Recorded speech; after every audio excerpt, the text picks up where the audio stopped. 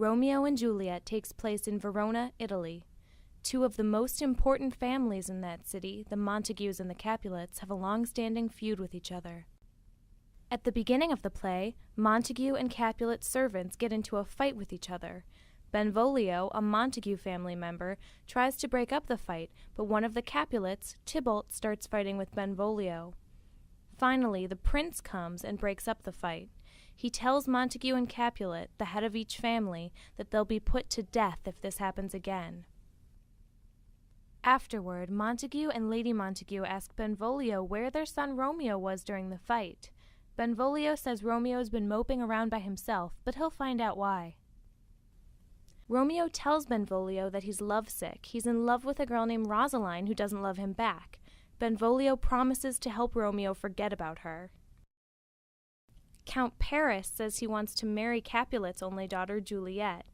Capulet wants Paris to wait a few years because Juliet's only 13, but says Paris can see if she's interested. He invites Paris to a feast that night.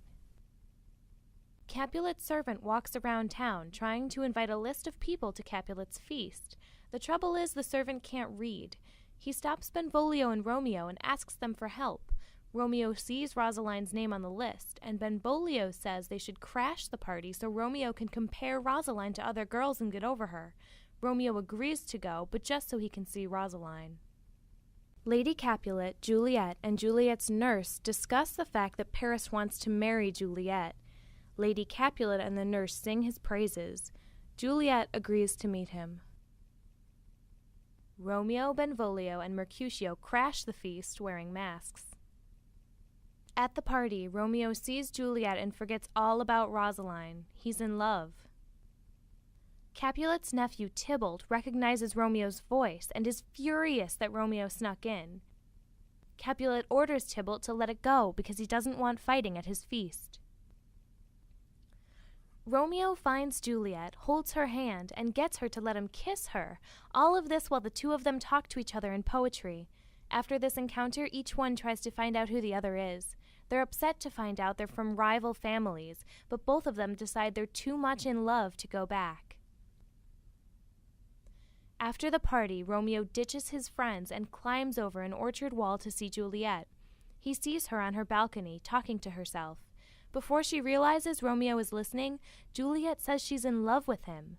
Romeo steps out of hiding and says he loves her too. Romeo asks his priest, Friar Lawrence, if he'll conduct a marriage ceremony.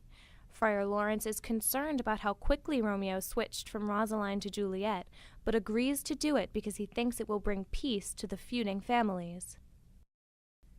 Mercutio and Benvolio tell Romeo that Tybalt wants to challenge him to a duel. Juliet's nurse comes along wanting to talk to Romeo in private. Romeo tells her to have Juliet come to Friar Lawrence's that afternoon so they can get married. Juliet meets Romeo and the friar in his cell, and the friar marries them. Later, Tybalt finds Romeo and tries to start a fight. Romeo won't fight Tybalt because Tybalt's Juliet's cousin. Mercutio steps in to fight Tybalt instead. Romeo tries to break them up, but Tybalt shoves his sword under Romeo's arm and stabs Mercutio, then runs off. Mercutio dies, cursing both families. Romeo's enraged, and when Tybalt returns, Romeo kills him, then flees. The prince arrives, and Benvolio tells him what happened. The prince declares that Romeo is banished from Verona. Juliet is impatiently waiting for her wedding night with Romeo when the nurse comes in and tells her that Romeo killed Tybalt and has been banished. Juliet is mad at Romeo at first, but then decides she's on Romeo's side. Juliet sends the nurse to tell Romeo to spend the night with her. Friar Lawrence breaks the news to Romeo that he's been banished, and Romeo wants to kill himself. The nurse arrives and tells Romeo to go to Juliet that night. The friar tells Romeo to go to Mantua the next morning and wait for the friar to send word. Capulet decides he's going to make Juliet marry Paris in just 3 days. After spending the night together, Romeo and Juliet playfully argue about whether it's dawn until they can't deny it, and Romeo leaves. Lady Capulet tells Juliet she has to marry Paris. Juliet refuses, but Capulet himself comes in and tells her he'll disown her if she doesn't do it. Juliet goes to see Friar Lawrence and tells him that she'll kill herself if he can't show her a way out of her predicament. He gives her a vial with a drug in it and tells her to agree to the marriage, then take the drug the night before the wedding. For 42 hours she'll seem like she's dead, and the family will lay her in the family tomb. Friar Lawrence will write Romeo to tell him what's happening, and the two will be waiting when she wakes up and can take her off to Mantua. Juliet agrees. Juliet goes to her father and tells him that Friar Lawrence has taught her to be obedient. Capulet is so happy with the change of heart that he moves the wedding to the very next day. That night, Juliet debates with herself about taking the drug, thinking about how scary it would be to wake up in a tomb, but she decides to take it anyway. The next day, the Capulets find Juliet in bed, dead. Paris and Friar Lawrence arrive for the wedding. Capulet, Lady Capulet, the nurse, and Paris all lament that death has robbed them, but Friar Lawrence tells them that Juliet is in a better place. They prepare to take Juliet to her tomb. In Mantua, Romeo wakes up expecting good news. His servant, Balthazar, arrives and tells him Juliet is dead. Romeo decides to kill himself and lie next to Juliet. He goes to an apothecary, a guy who makes and sells medications, who's really poor, and bribes the man to sell him poison, which is a capital crime. A priest named Friar John tells Friar Lawrence that he couldn't deliver the news about Juliet's fake death to Romeo. Friar John says he wound up quarantined because the authorities thought he was exposed to the plague. Friar Lawrence sends him out to get a crowbar and says that Juliet will wake up within 3 hours and be angry with him for not telling Romeo. Paris comes to the tomb with his page and tells the page to go lie down under some trees and whistle if anyone approaches. He brings flowers to Juliet's grave. The page whistles because Romeo's coming, so Paris hides. Romeo arrives. He tells Balthazar to go, but Balthazar hides and sticks around anyway. Romeo opens the tomb. Paris tries to arrest Romeo. Romeo tells him he's there to kill himself and he doesn't want to hurt Paris, but Paris insists on arresting him, so they fight. The page runs off to get the watch. Romeo kills Paris.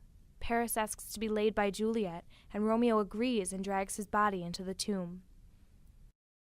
Romeo kisses Juliet, takes his poison, kisses her again, and dies lying across Juliet's chest. Friar Lawrence arrives in the churchyard, finds out from Balthazar that Romeo's there, and goes into the tomb to find Juliet awake. He explains that the plan didn't work, some higher power thwarted it, and that she needs to leave and he'll find a place for her as a nun. He runs away because he thinks the watch is coming. Juliet refuses to leave. She sees that Romeo has poisoned himself and kisses him, hoping to get some of the poison. Then she hears people coming, takes Romeo's dagger, and stabs herself with it. The chief watchman arrives and finds the bodies. He sends watchmen to round up anyone lurking in the vicinity and to get the prince and the Capulets and Montagues. The watchmen round up Balthazar and Friar Lawrence. Friar Lawrence explains everything that's happened. The prince says Capulet and Montague have been punished for their feud, and the prince has been punished for tolerating their feud because he's lost 2 relatives, Mercutio and Paris. Montague promises to make a golden statue of Juliet, and Capulet promises to make one of Romeo. For more information about Romeo and Juliet, check out the Romeo and Juliet SparkNote on sparknotes.com. For a translation of the entire play into modern English, go to No Fear Shakespeare at nfs.sparknotes.com.